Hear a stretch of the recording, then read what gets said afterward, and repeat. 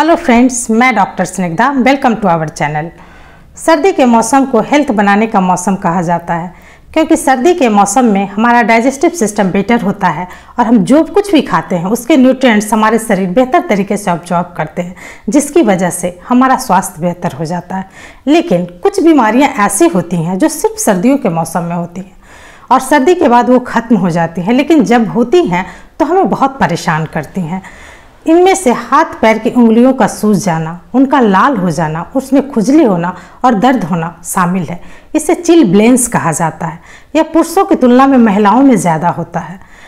यह क्यों होता है और किन बातों को हम अपने लाइफ में शामिल करके और किन बातों को अवॉइड करके इससे बचा जा सकता है, आज के वीडियो में हम यही देखते हैं। सर्दी के मौसम में कम टेम्परेचर की वजह से हाथ पैर के उंगलियों में जो ब्लड वेसल्स जाते हैं वो सिकुड़ जाते हैं, जिसकी वजह से वहाँ ब्लड सर्कुलेशन, ब्लड फ्लो कम हो जाता है, जिसकी वजह से चिलब्लेंस यानी हाथ पैर की उंगलियां सूज जाती हैं।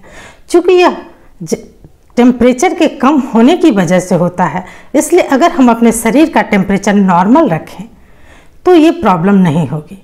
तो शरीर के टेम्परेचर को नॉर्मल रखने के लिए हमें एक्सटर्नली इंटरनली कुछ उपाय करने चाहिए और अपने लाइफ स्टाइल को जाड़े में कुछ परिवर्तन लाना चाहिए, या फिर जाड़े में जो परिवर्तन हो जाते हैं नेचुरली उसे दूर करना चाहिए।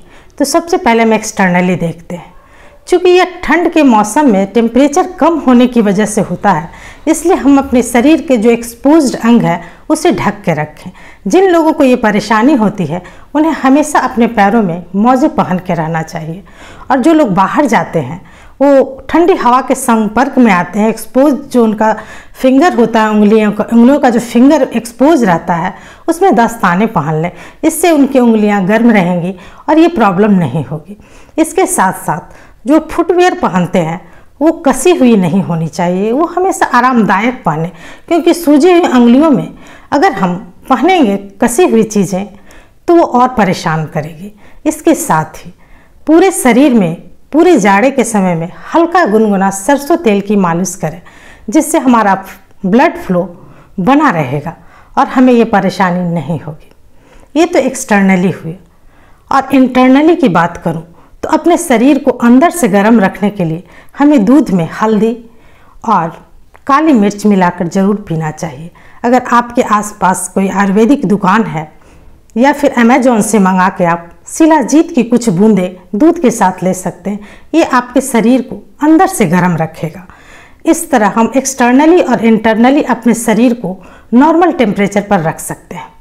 और लाइफ स्टाइल में जो चेंजेस की बात होती है वो सर्दियों में ज़रूर ध्यान देने की चीज़ है। दरअसल होता यह है कि जाड़े में प्यास कम लगती है, जिसकी वजह से हम पानी पीने पर ध्यान नहीं देते हैं और हमारा ब्लड जो होता है गाढ़ा हो जाता है, जिसकी वजह से ब्लड फ्लो में दिक्कत आती है।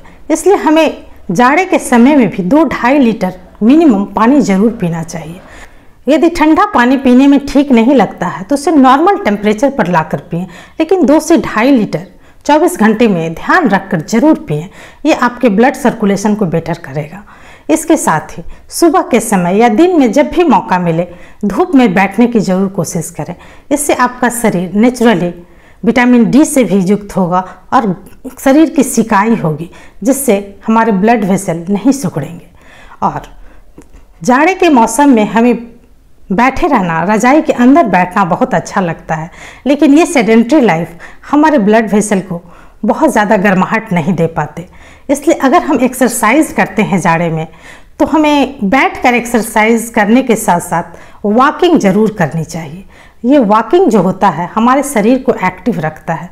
ये एक्टिव शरीर हमारे शरीर के ब्लड वेसल को सिकुड़ने नहीं देगा। इसलिए हम जाड़े में ज़रूर वॉकिंग करें। हाँ, यह ध्यान रखें जब भी हम वॉक पर जाएं तो हमारे हाथ पैर जो भी एक्सपोज है वो ढके हुए होने चाहिए।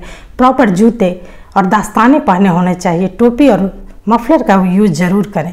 यह ना हो कि शरीर एक्टिव करने के चक्कर में हम ठंड को लगा बैठें और दूसरी बीमारियां ले लें। इन बातों का ज़रूर अपने लाइफ में शामिल करें।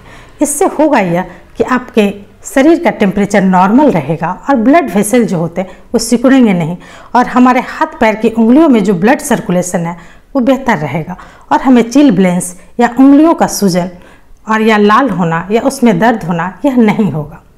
और यदि हो ही गया है तो इसके लिए हम कुछ उपाय कर सकते हैं। पहला है, सरसों के तेल में हम 5-6 लहसुन की कलियां कूट कर उसे पका लें और उसे ठंडा करके जब हल्का गुनगुना रहे तब उसकी अपने हाथ पैरों पर मालिश करें। जहाँ हमारा सूजन है, जहाँ हमारा लाली है, उस पर मालिश करें। इस गुनगुने तेल की मालिश दिन में 3-4 बार जरूर करें।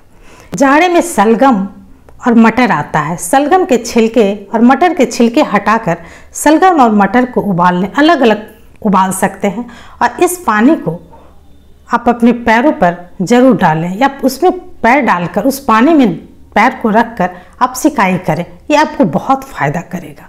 इसके अतिरिक्त 1 चम्मच सेंधा नमक लें, आधा चम्मच हल्दी लें और उसमें 3-4 चम्मच सरसों का तेल मिला लें और उसका एक लेप बनाकर जहाँ पर सूजन है उस पर आप लगा दें।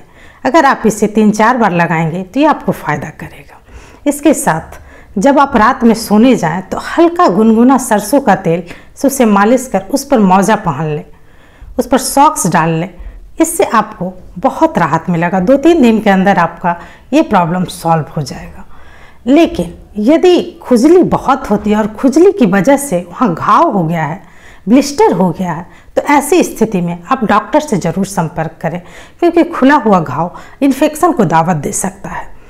आप कोई भी मौसम हो, कैसी भी परिस्थिति हो, अपना ख्याल रखें। अगर आप एक्सटर्नली, इंटरनली और अपने लाइफ स्टाइल में चेंज करेंगे तो आपको चिलब्लेंस की समस्या कभी नहीं होगी, और यदि हो गई है तो इसके कुछ घरेलू टिप्स को अपनाकर आप इसे दूर कर सकते हैं।